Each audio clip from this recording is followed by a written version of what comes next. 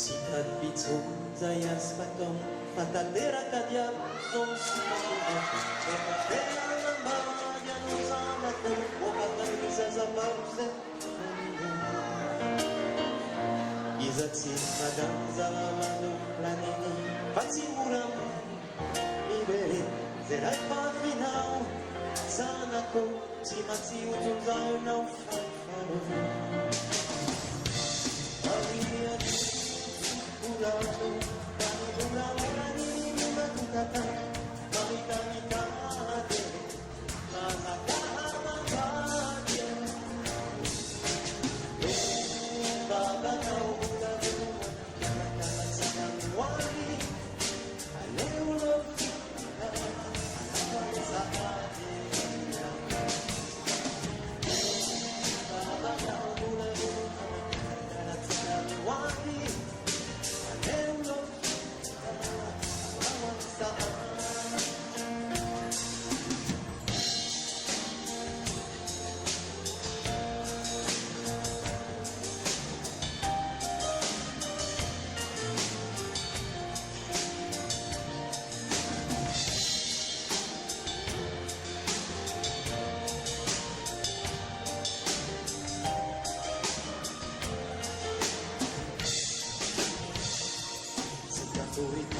Itu ano guys Manita de walang drama Nagulitaysa Animat siyaring kenime Bumulan siyang tumulog Sa sasakit Wasa babadong Sidiya Ikara yung pahatong anino Mga usang iriha Isasakit at galing Na sa kampo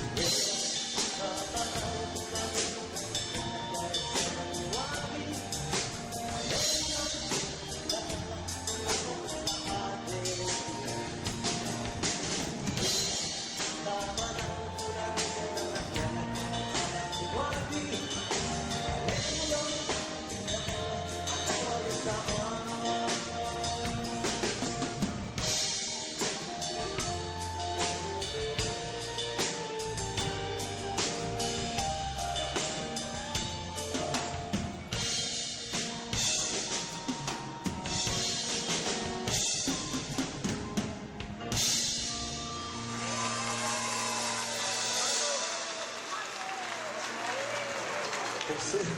qui me demandent ce que j'ai fait ces 2 derniers mois toutes les nuits, et vous avez la réponse maintenant.